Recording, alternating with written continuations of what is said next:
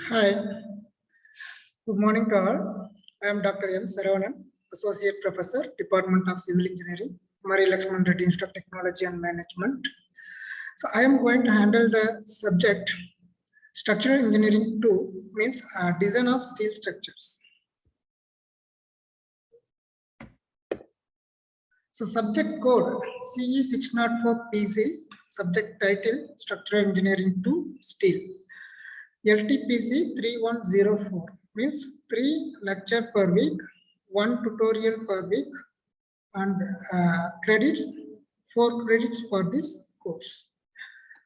Right? The prerequisite means the knowledge required to study this topic subject structural engineering 2 means strength of material and structural analysis. So if you have the knowledge of strength of material and structural analysis, the design of the structure will be easy. So in the first unit, these are all the topics covered in the first unit. Materials, types of structural steel, mechanical properties of steel, concept of plasticity, yield strength, loads and stresses, local buckling behavior of steel, concept of limit state design, different limit states, load combination for different limit states, design strength, deflection limit, serviceability, stability, shape. And design of connections, so different types of connections, bolted connections, design strength, efficiency of joint, welded connections, types of welded joints, design requirements, and design of beam column connections, eccentric connections, type 1 and type 2 connections, framed connections, stiffened seated connections. So these are all the topics we are going to discuss in the first unit.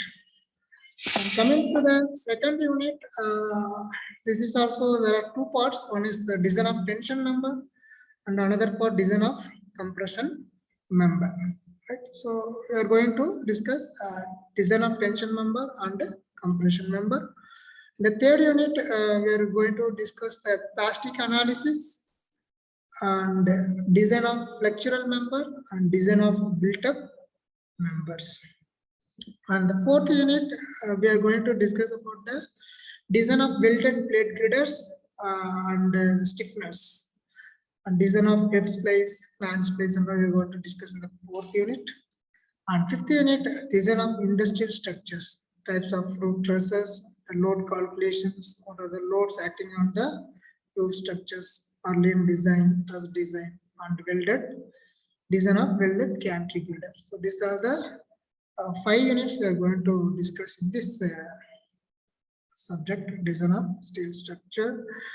And note, design of structural member include detailed sketches. So when you are going to design the member, you have to draw the detailed sketches of the particular member you designed, right?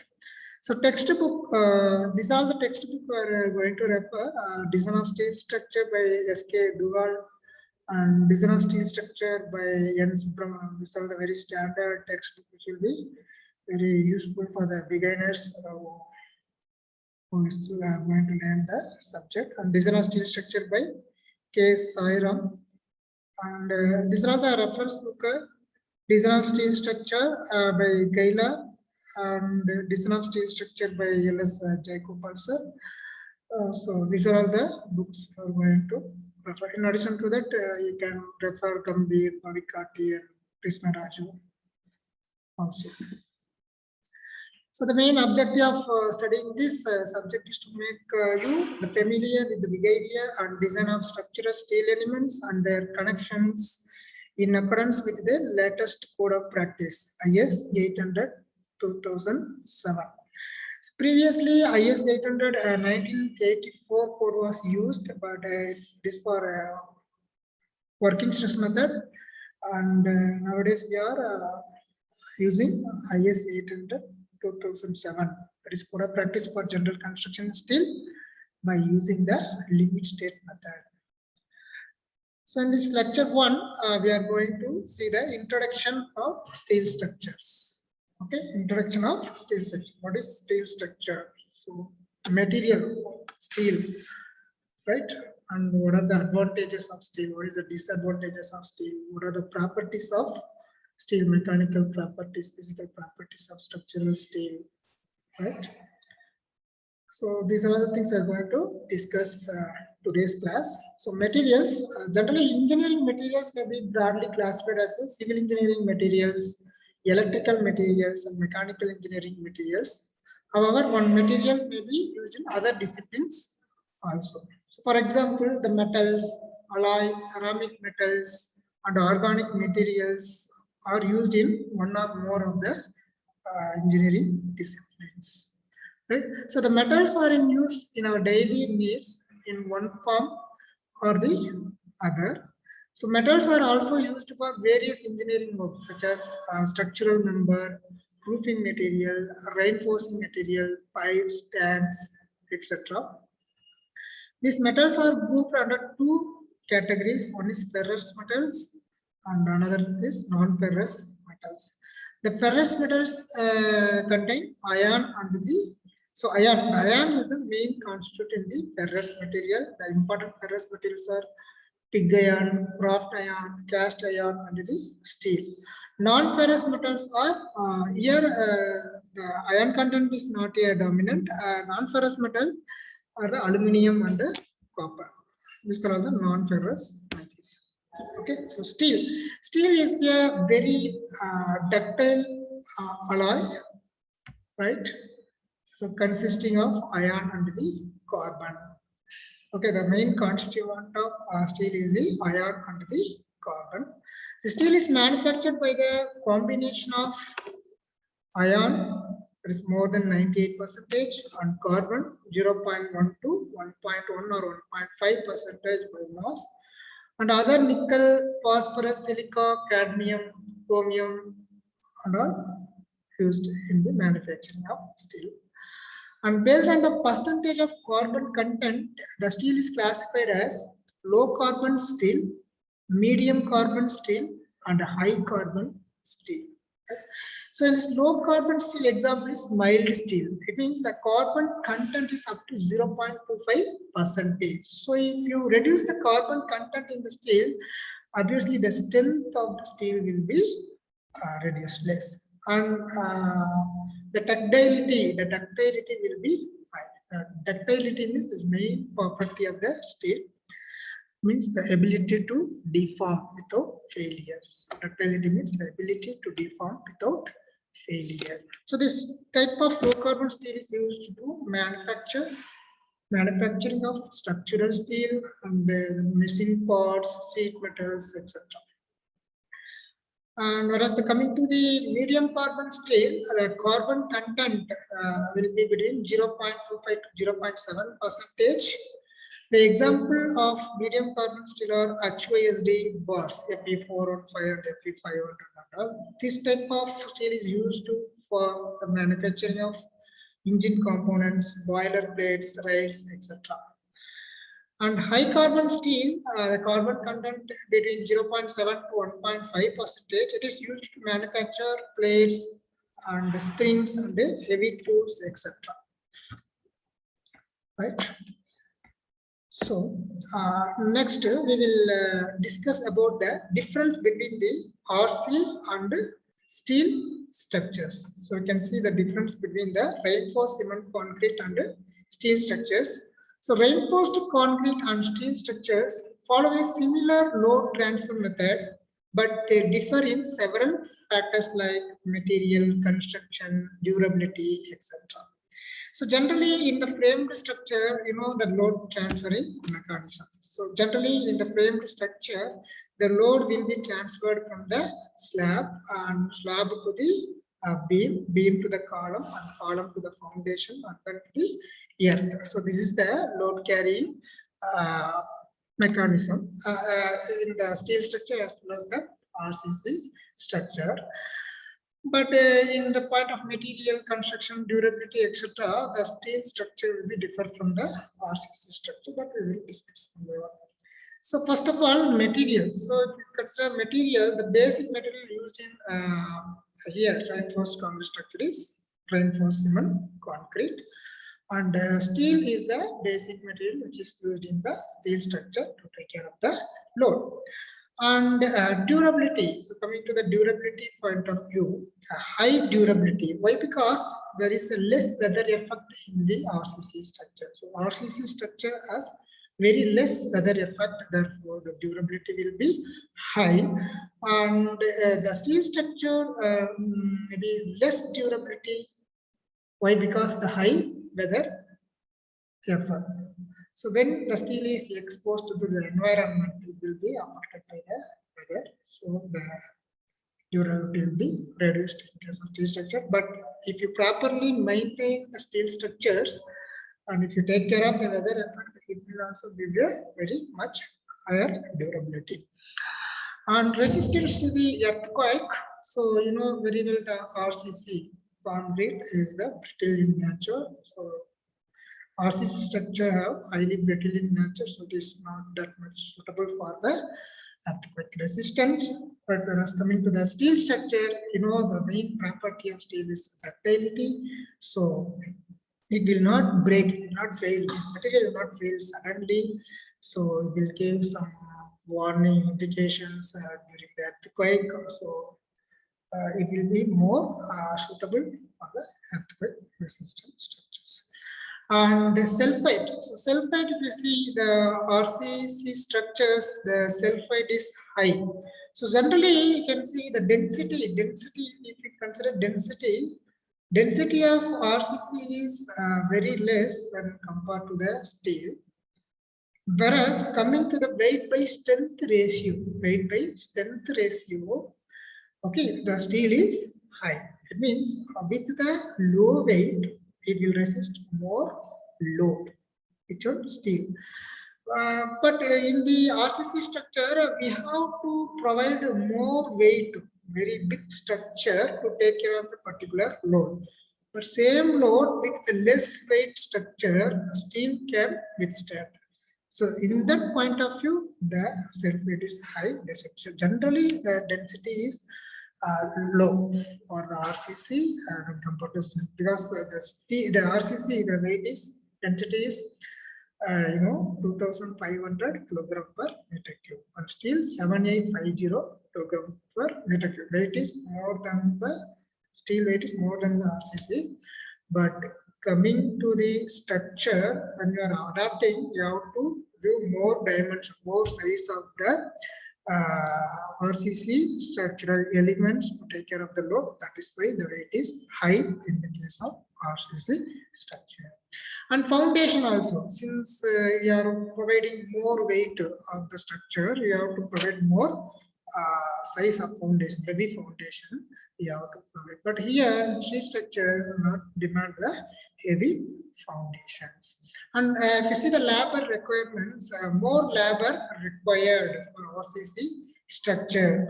But in the case of steel structures, you may not require that much labor. And construction, you know very well, we have to do the curing process, shuttering process, everything will be shuttering or de-shuttering. So it will take much time in the case of RCC structure. And steel structure is we can construct very fast. And fire resistance, coming to fire resistance, RCC structures high, so it is high. So, but in the case of steel structure, less, because the thermal conductivity of the steel is very high. So it is not suitable for the fire resistance. Steel structure is not suitable for the fire resistance, but RCC structure, with the help of composite structure, we can resist the fire. And corrosion, coming to the corrosion, RCC structure, less corrosion since will not affect by the weather that much, but steel structure, high corrosion. And skilled labors, not necessary for RCC structure, but in the case of steel structure, the accuracy is important. Therefore, we need the more skilled, experienced labors to construct the steel structures. Okay. So these are the images of steel structures. A steel structure. So a steel structure is an assemblage of a group of elements, group of member expected to sustain their share of applied forces and to transfer them safely to the ground. So depending upon the orientation of the member in the structure and its structural use, the member is subjected to the forces either axial, bending, or torsion, or combination of the above. The axial load can be either tensile or compressive, and accordingly the member is called tension member and the compression member. An example of tension member is the tie, when you are using the tie member, bottom part member in the root truss, and that of a compression member is a strut. So these are used in trusses. Another example of a compression member is the column or the post used in the buildings. Generally in the column, we can call it as the stanchion also. Primarily, all the steel structure are constructed with elements such as tension members, that is members subjected to tensile force, and compression member, that is a member subjected to the compressive force, and flexural member, that is a member subjected to the bending.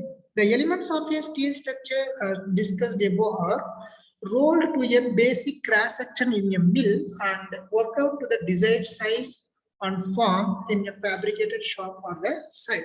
So these elements are connected by using a riveted, bolted, or welded connection and form a structure. Okay, these connections are generally called as the joints. So depending upon the fixity provided, the connections are classified as rigid connections. It can transfer the movement, and flexible connection. It can transfer the axial loads here, and semi-rigid connections between the rigid and the flexible. Generally, the semi-rigid connection is more suitable for the structures. And the steel structures can be divided into two principal groups. One is steel structures, which are made largely of plates or sheets, such as tanks, bins, chimney, and steel roof covering of large buildings. And the framed structures, which are characterized by assemblage of tension, compression, and a flexural member. Example: truss frames, rigid frame, girders, and columns, etc. Coming to applications of steel structures, so we can use the steel structure for high-raised buildings, industrial buildings, trusses, transmission line towers, railway bridges, overhead water tank, chimneys, bunkers, and silos, where we can use the steel. And standard specifications and codes, the codes which are used for the design of steel structures. IS handbook number 1, that is properties of structural steel rolled section. So as we said earlier, the steel structures are manufactured in the fabrication unit as a rolled steel section in different forms. So that all the properties of that rolled steel sections can be referred by using the IS handbook number 1. And IS 875/1987, that is a code of practice for the design loads for buildings and structures. So IS 875, part 1 for dead load, part 2 for live load, part 3 for wind load, part 4 for snow load, and part 5 for the special loads, combinations of loads for the earthquake.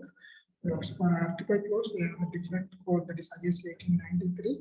And for earthquake ductility also we have a different course. IS 19320. And for IS 800/1984 code of practice for general construction in steel based on the working stress method. IS 800/2007 code of practice for general construction steel based on the limit state design method. Okay. So when we go for the working stress, we have to use for the 1984 code. When we go for the limit state method, we have to use for the 800/2007 code.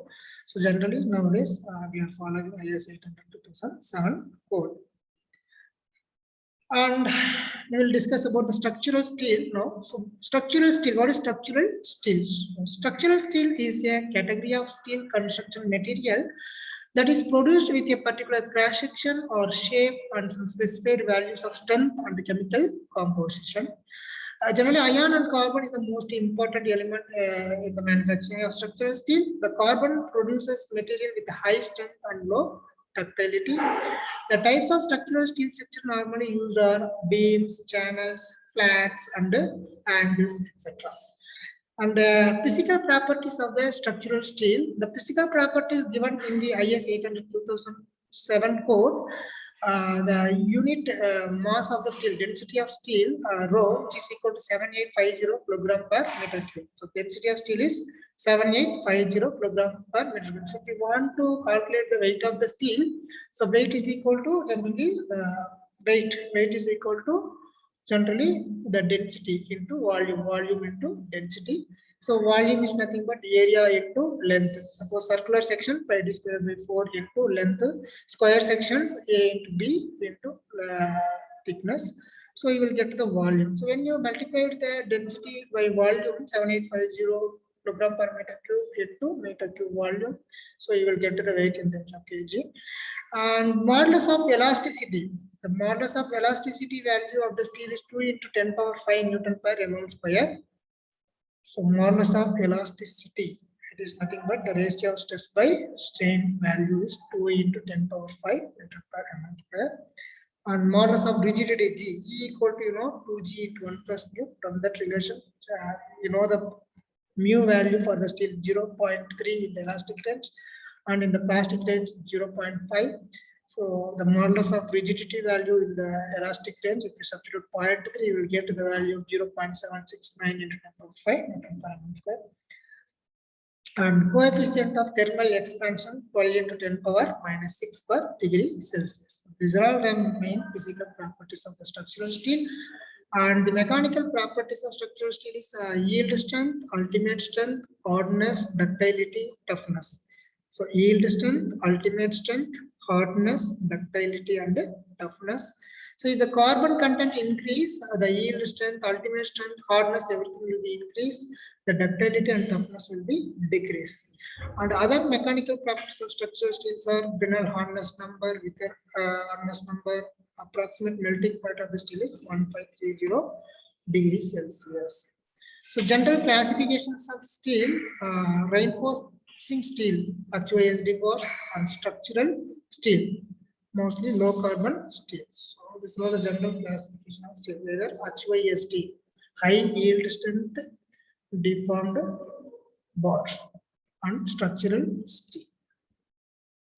And some of the definition we will see the yield strength or yield stress, which is equal to yield load divided by original cross-sectional area.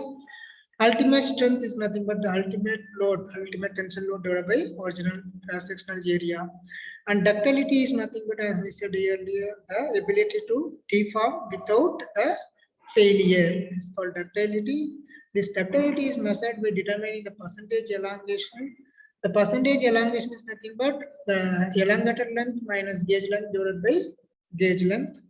So the gauge length is nothing but 5.65 into root of A0, where A0 is the cross-sectional area of the specimen. So based on the percentage of the elongation, we can measure the ductility of the steel.